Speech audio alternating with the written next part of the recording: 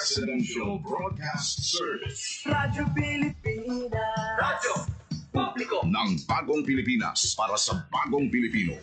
Naghahatid ng mahahalagang balita at impormasyon na guugnay ng pamahalaan sa sambayanan. Tulay sa himpapawi ng serbisyo publiko. Radyo Pilipinas. Radyo Publiko.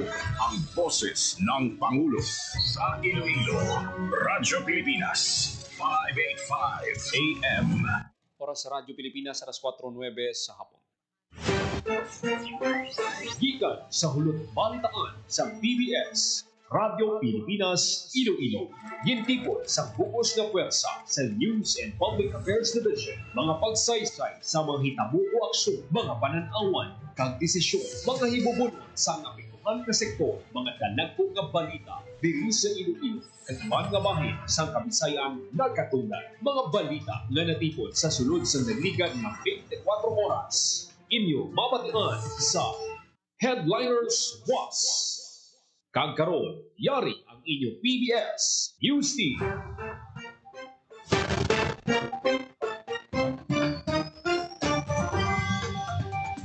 Mayong hapon, ini ang Headliners Was, Miyerkules, Hunyo 25, tuig 2025.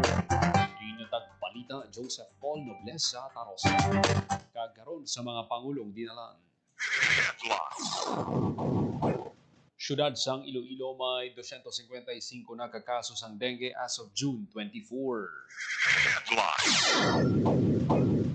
Probinsya sang Iloilo nakarecord sang 127 kabagong nga kaso sang dengue, kabilugan nga kaso sang dengue sa tuig 2025 naglabot na sa masobra 2,000.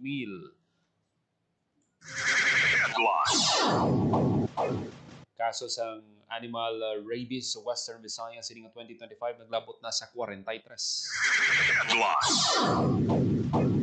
Iloilo City Laboratory target nga mangin operational sa maabot nga bulan sang Agosto. BCPO nagbuyog sa weight loss program sa PNP. Mushroom Processing Shared Service Facility gilunsar sang DTI Guimaras sa Buena Vista. Kagaron sa detalye na sang aton mga balita. Radyo Pilipinas. Radyo Pilipinas News.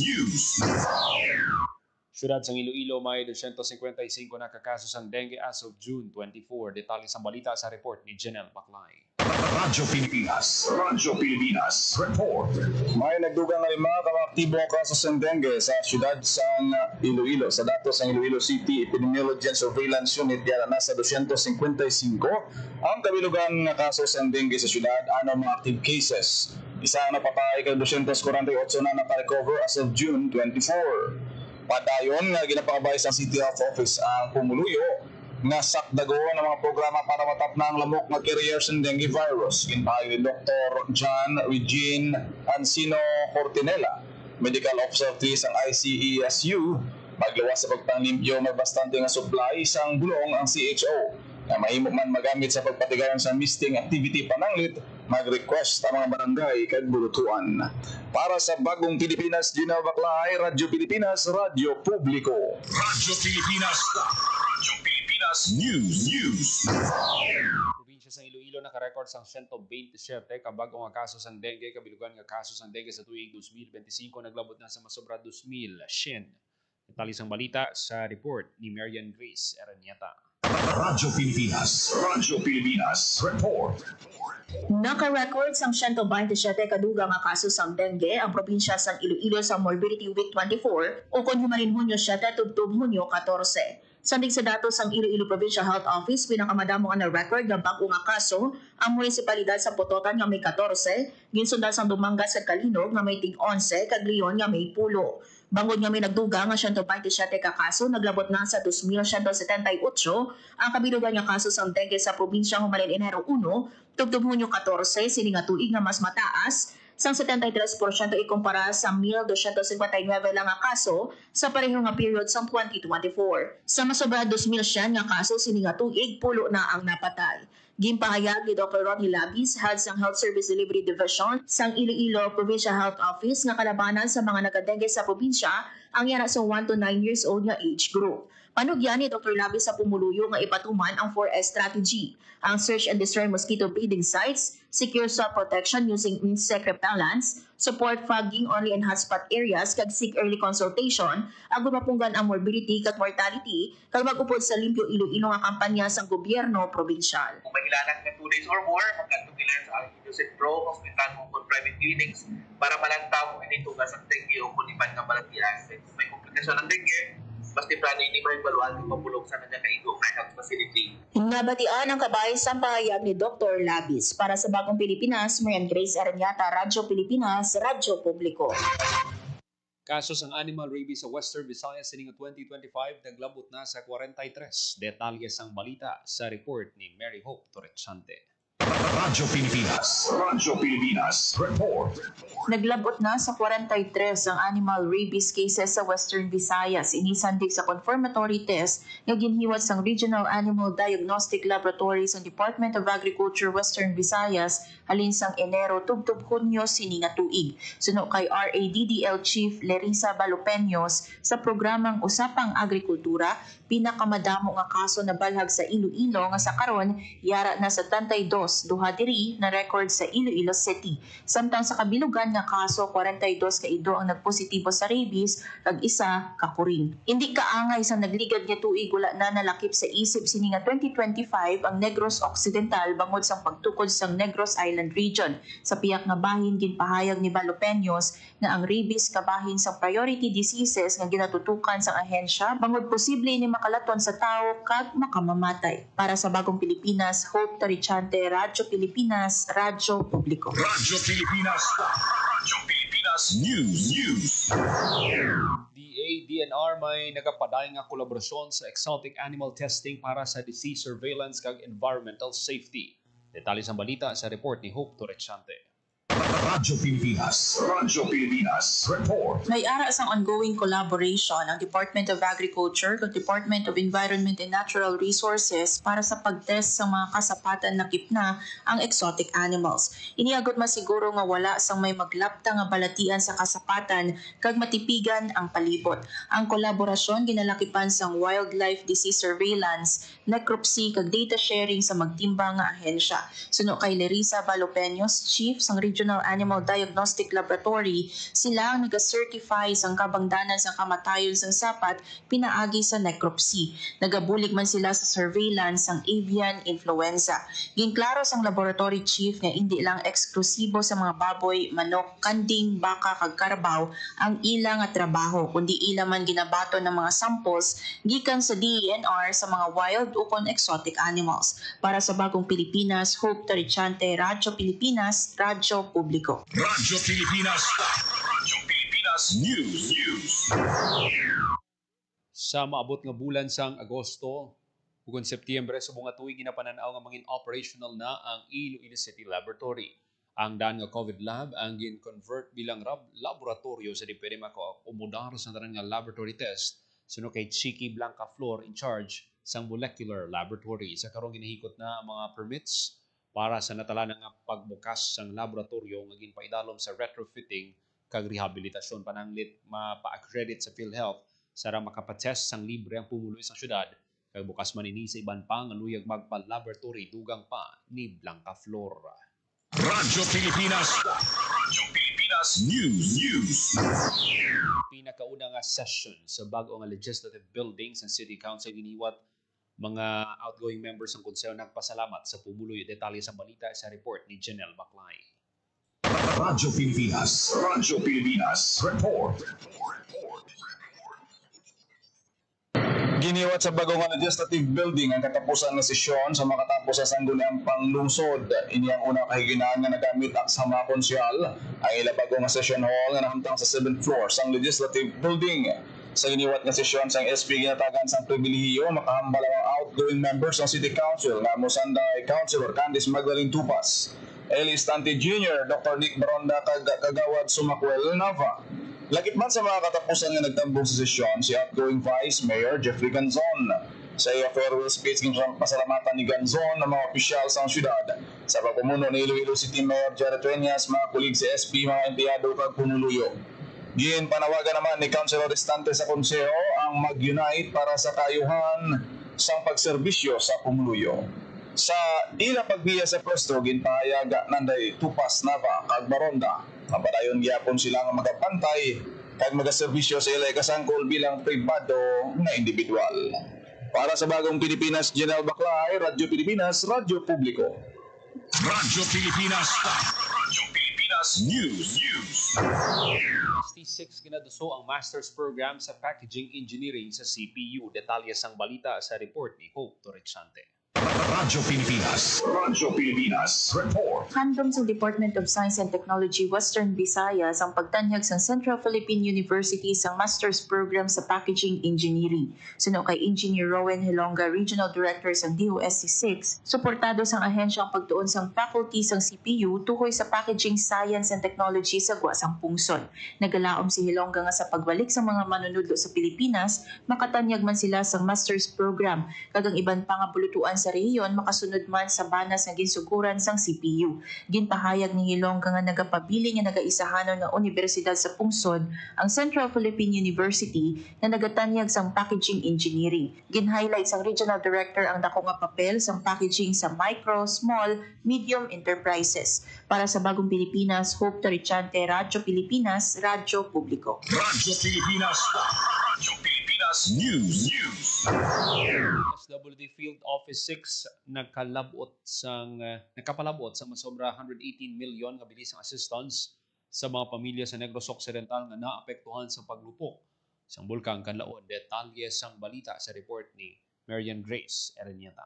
Radyo Pilipinas. Radyo Pilipinas. Report. Naglabot na sa masobra 118 milyones pesos nga assistance ang napalabot sa Department of Social Welfare and Development Field Office 6 sa mga pamilya sa Negros Occidental nga naapektuhan sa paglupok sa bulkan Kanlaon. Sandig sa datos sa ahensya, yara na sa 159,524,785 pesos ang nangatag sa DSWD6, mga local government unit kag non-governmental organization. Sa nasabing nga kantidad, 118,562,315 pesos ang gikan sa DSWD6. Lakip sa ginhatag sa ahensya ang 96,520 ka family food pack nga naglabot sa 78 million pesos, 19,432 nga non-food item nga nagabalor sa 9.9 milyones pesos kag masobra sa 29 milyones pesos na financial assistance sa idalom sang assistance to individuals in crisis situation o kon AX kag emergency cash transfer o kon ECT. Sa karon may masobra pa sa 3,600 ka individual ang nagatinira sa pulong evacuation center kag masobra sa 7,100 naman ang nagatinira sa ilang himata o kon kakilala. Samtang may naka-standby nga masobra sa 159 million pesos na bilis ang food, non-food items kag standby fund ang DSWD6 nga nai-augment sa magkakinahanglan nga LGU. Kag sa aton nga standby funds and resources, meron kita sang standby family food packs na worth 1,110,944,989.68. Ang aton nga standby non-food items worth 46,465,130.25. Kag sa aton nga standby funds worth 2,290,000. Totaling 159,700,119.93. Nabatian ang kabayis ang pahayag ni Angelo Miranda, Information Officer sa Disaster Response Management Division sa DSWD6. Para sa Bagong Pilipinas, Marian Grace Aranyata, Radyo Pilipinas, Radyo Publiko. Radyo Pilipinas. Radyo Pilipinas News. Radyo Pilipinas. Radyo Pilipinas News. Para ma-assess ang kahandaan kag disiplina sa kapulisan, nagpatigan sa inspeksyon si Regional Internal Affairs Service 6 Director, Police Colonel Jo Marie Oxenio sa Capiz Police Provincial Office. Sa giniwat nga proactive inspection, gin-check sa opisyal ang compliance ng Capiz Police Provincial Office sa mga ginapatuman ng polisiya kag regulasyon sa Philippine National Police. Nagserbi man nga platform ang inspeksyon agud maduso ang transparency, disiplina kag profesionalismo. Ginpanugyanan man sa opisyal ang kapulisan sa Capiz nga magpabilin nga komitibo o komitido sa ginsumpaan nila nga katungdanan. Radyo Pilipinas. Radyo Pilipinas News. Gin-hand over na ang mase sang sangguniang panlalawigan sang Antique nga simbolo sang Legislative Authority kay Vice Governor-elect Genevieve Lim Reyes.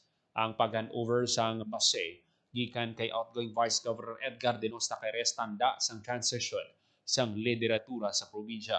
Magluwas sa masige na banton man sang Vice Governor-elect ang mga legislative documents, lakip na mga resolusyon kag ordinansa ang ginpasad sa mga magabiya ng mga provincial board members. Sa Hunyo 30, magasugod sa katungdanan ng mga nagdalaog ng mga kandidato sa Antique sa giniwat nga piniliay sang Mayo 12. Radyo Pilipinas. Radyo Pilipinas News. Unsar sang mushroom processing facility ang Department of Trade and Industry Gimaras para sa miyembro sang Avila Farmers Agrarian Reform Cooperative sa Buenavista Gimaras. Ang pasilidad ay isa ka shared service facility kinabugusan sang kagamitan para sa post-harvest handling kag processing sang oyster mushroom kaangay sang food grade tools para sa cleaning, slicing, dehydrating kag packaging sang mushroom-based products. Suno sa DTI Gimaras, ang paghatag sang pasilidad ginalauman nga makapabaskog pa sang agri-processing capability sang kooperatiba kag maghatag sa ila sang value-added products ug dugang nga income-generating opportunities para sa mga miyembro. Naibaluan nga ang shared service facility sa ka-flagship initiatives ng DTI nga nagatuyo nga mapabaskog ang competitiveness sa mga micro, small, and medium enterprises pinagi sa paghatag sang makinarya kag kagamitan. Radyo Pilipinas. Radyo Pilipinas News. Department of Trade and Industry Iloilo sa giniwat nga Retool Community Support Program brings government services sa Barangay Manasa, Alimudian. Katuwang ang Negosyo Center Alimudian ng DTI Iloilo nagtanyag sang one-on-one business consultations ug magiya sa mga lokal nga negosyante sa ila business registration, product development kag marketing strategies. May giniwat man nga information sessions kag advocacy talks sangot sa consumer rights, entrepreneurship opportunities kag government support program. Samtang may gimpatigay mga linkage building at tuyong nga maangot ang mga local producer sa merkado iban pa nga potensyal o kung potential institutional partners. Nagapating DTI nga pinaagi sa paghatag access sa mga serbisyo sa pagnegosyo kag impormasyon angot sa palangabuyan mas magasanyog pagid ang komunidad. Radyo Pilipinas. Radyo Pilipinas News. Naglabot sa 16 wanted persons ang nadakpan sang Police Regional Office 6 sa ginpatigan nga 24 oras nga manhunt operation. Ang simultaneous operations nag-umpisa sa Hunyo 24 tubtob Hunyo 25, 2025. Sa 16 wanted persons nga nadakpan isang most wanted person kag 15 ang other wanted persons sa mga provincial kag city police offices. Nanguna sa may pinakadamo nga nadakpan ng Iloilo City Police Office ang nakaaresto sang 8 ka wanted person. Nagapasalamat si Police Regional Office 6 Director Brigadier General Josefino Ligan sa kapulisan sa ilang dedikasyon kag kapisan sa pagtuman sa ilang ginsumpaan nga katungdanan. Ginakilala man sa opisyal ang mabaskog nga suporta sa komunidad nga naghatag sang impormasyon agon matumod ang lokasyon kag maaresto ang mga ginapangita sang layi. Radyo Pilipinas. Radyo Pilipinas News. Samtang sa iban pa naton nga balita, Radyo Pilipinas. Radyo Pilipinas News. opisyal na ginumpisahan sa Bacolod City Police Office sa pagpanguna ni BCPO Director Police Colonel Joras T. Coronica ang pagpadayon sa regular physical conditioning program o kon police clinic sa BCPO covered gym. Ang inisyatibo nagatuyo nga iduso ang holistic wellness sa mga personal sa BCPO sa ring ginatutukan ng physical fitness ug mental resilience ang kapulisan. Nagkapati ang BCPO nga kung healthy kag fit ang kapulisan, mas maging epektibo sila sa pagpatuman sa ila katungdanan. Ang regular physical conditioning program sa BCPO ang paggaywaton kada Martes kag Huwebes. Ang pagbuylog sa BCPO sa weight loss program pagsunod man sa direktiba ni PNP Chief Nicolas Torre III na dapat healthy kag fit ang kapulisan para sa mas epektibo kag kalidad ang pagserbisyo sa komunidad. Radyo Pilipinas. Radyo Pilipinas News. Sa Radyo Pilipinas, alas 4:27 sa hapon.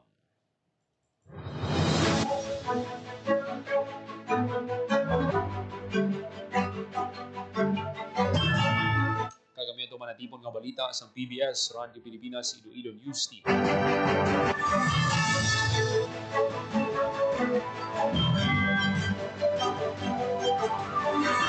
Miyerkules, Hunyo 25, tuig 2025. Para sa Bagong Pilipinas, Joseph Paul Noblesa Tarosa, Radyo Pilipinas, Radyo Publiko. Ang inyong tulay sa himpapawid ng serbisyo publiko, ang Presidential Broadcast Service, Radyo Pilipinas, Radyo Publiko. Radyo Pilipinas. Radyo Publiko. Kinilala ng pang-international